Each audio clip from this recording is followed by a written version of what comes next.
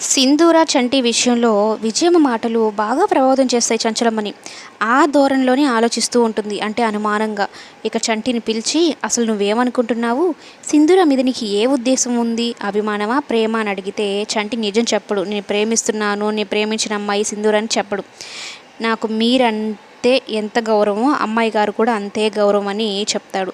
"లేదు చంటి, నువ్వు అబద్ధం చెప్తున్నావు. నీ ప్రవర్తన తీరు అన్నీ నేను చూస్తున్నాను, గమనిస్తున్నాను" అని అయితే అంటూ ఉంటే, నన్ను మోసం చేయాలని చూస్తే కన్న బిడ్డైనా సరే, కట్టుకున్న భర్త అయినా సరే నేను తట్టుకోలేను అని అయితే అంటూ ఉంటాడు.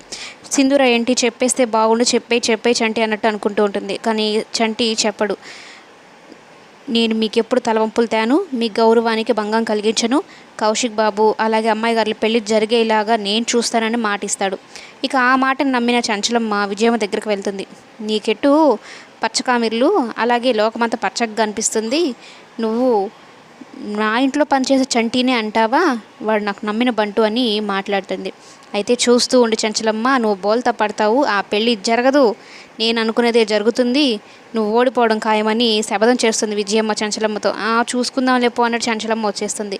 ఇక సరాసరి సింధూర వాళ్ళ ఇంటికి వెళ్ళి వాళ్ళ నాన్నకు కూడా చెప్తుందనమాట పెళ్లి గురించి. వాళ్ళ నాన్న చాలా హ్యాపీగా ఫీల్ అవుతాడు. ఎందుకంటే కూతురు జీవితం మోడుగా ఉండకూడదు, తనకంటూ కొత్త జీవితం రావాలని కోరుకుంటున్నాడు కదా. కానీ శ్రీవల్లి ఒక మాట అడుగుతుంది. "మా అక్కకి ఇష్టమేనా అత్తమ్మ పెళ్లి చేసుకోవడం అంటే?" "అదేంటి అలా అడుగుతున్నావు" అన్నట్టు ఆశ్చర్యపోతుందనమాట. కానీ సింధూర వాళ్ళ అమ్మకి, నాన్నకి తెలుసు చంటిని ప్రేమిస్తుంది సింధూర అని. కానీ వాళ్ళు కూడా ఒప్పుకోరు. చంచలమ్మ ఏం చెప్తే అదే చేయమన్నట్టు అంటూ ఉంటారు.